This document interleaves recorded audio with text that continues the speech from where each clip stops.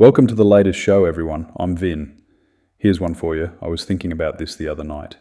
You're scrolling through car sales like you have for the last 6 months, and there it is. What looks like a pristine, charcoal grey 2018 Toyota Land Cruiser Prado, well, at least from the well-written ad anyway.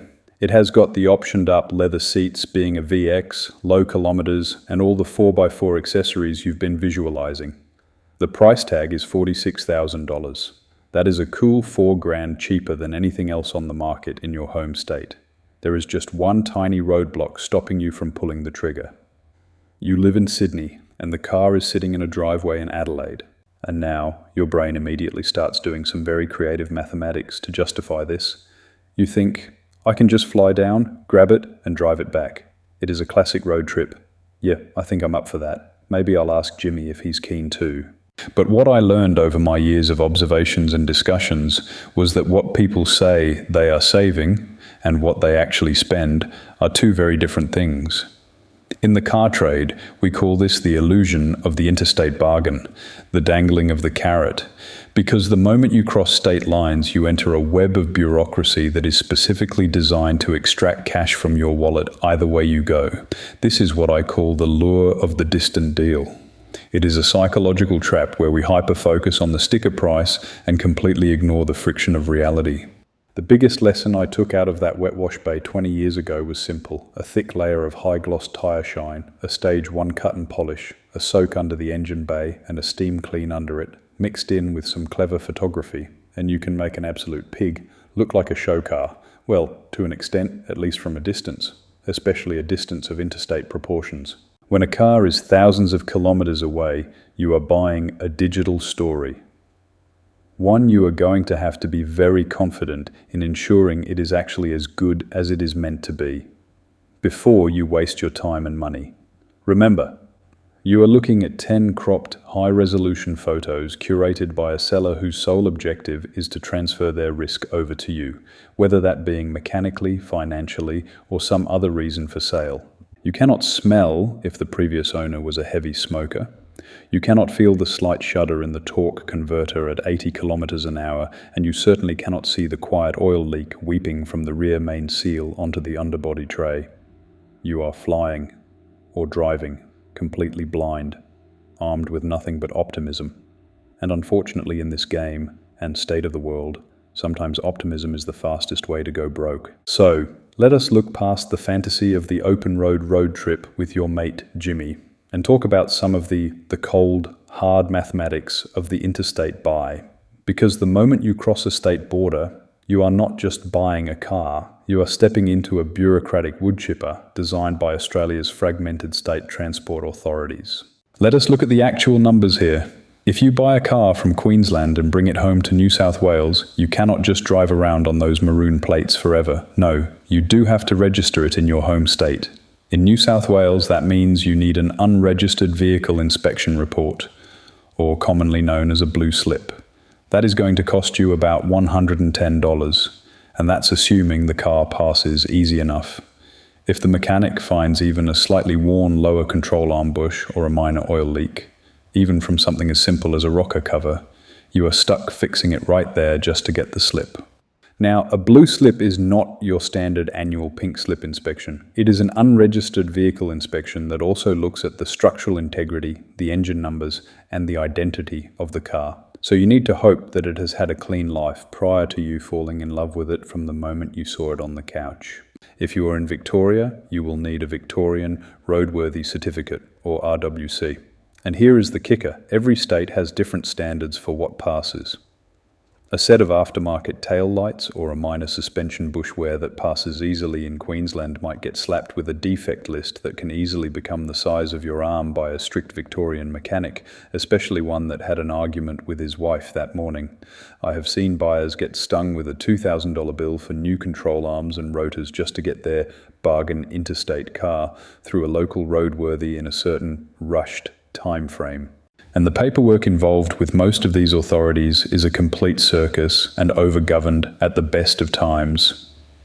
You have to physically strip the Queensland plates off the car, Mail them back to the Queensland Department of Transport and Roads to claim a refund on the remaining registration, and then pay a completely new round of stamp duty and registration fees in your home state.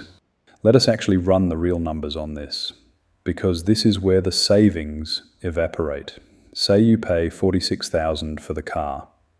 Transporting a large four-wheel drive from Adelaide to Sydney using a professional carrier like Seva or Precar will cost you anywhere between $900 and $1,500, and that figure keeps climbing in the transport companies at the moment, with all the fuel surcharges occurring.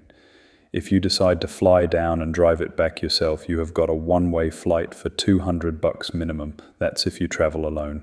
Fuel for a 1,500 kilometer road trip, which is easily $350 in a heavy diesel or more at the moment, so at least one night of a motel, meals, and transit permits.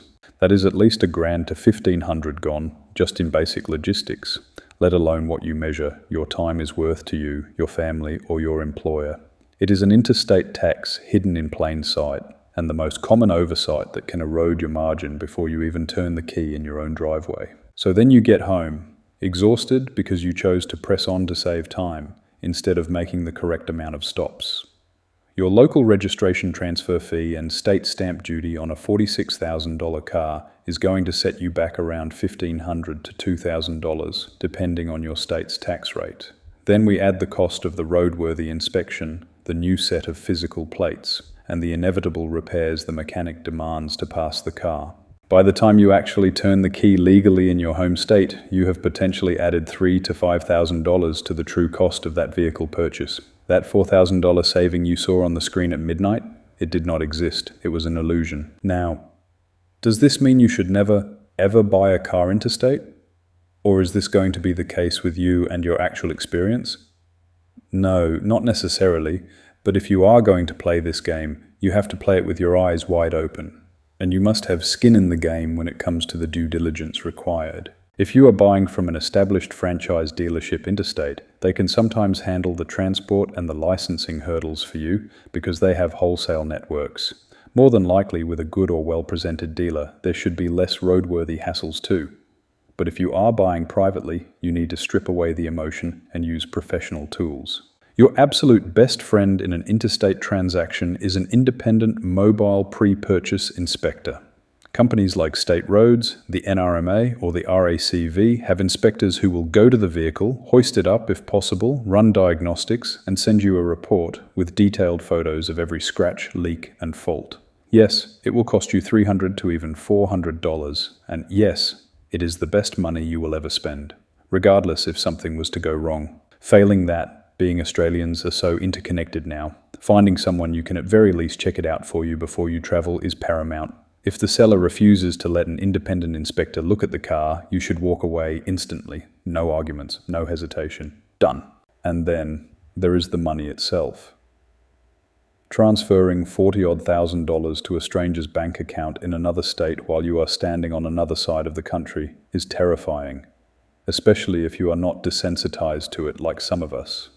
The classic long-distance scams rely on creating a sense of urgency.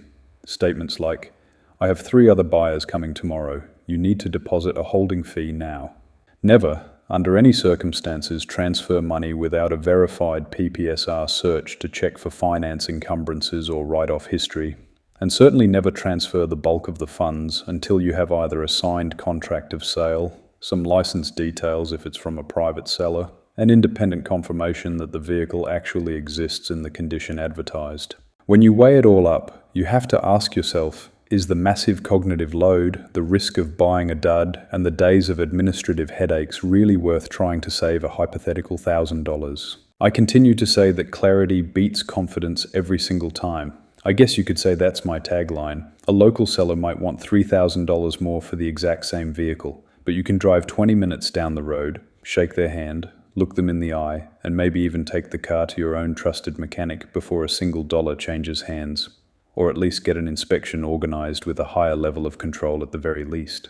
That transparency is not a premium, it is cheap insurance. So next time you are scrolling through listings late at night and that interstate bargain starts calling your name, just remember my example from the wash bay. Look past the shiny tire gloss and fresh detail. Do the real maths and ask yourself if you are buying a car, or if you are just buying someone else's headache, or even creating one for yourself, being that you underestimate what's actually involved here. That is it for today's episode. Drive safe, buy smart, and I will catch you on the next one.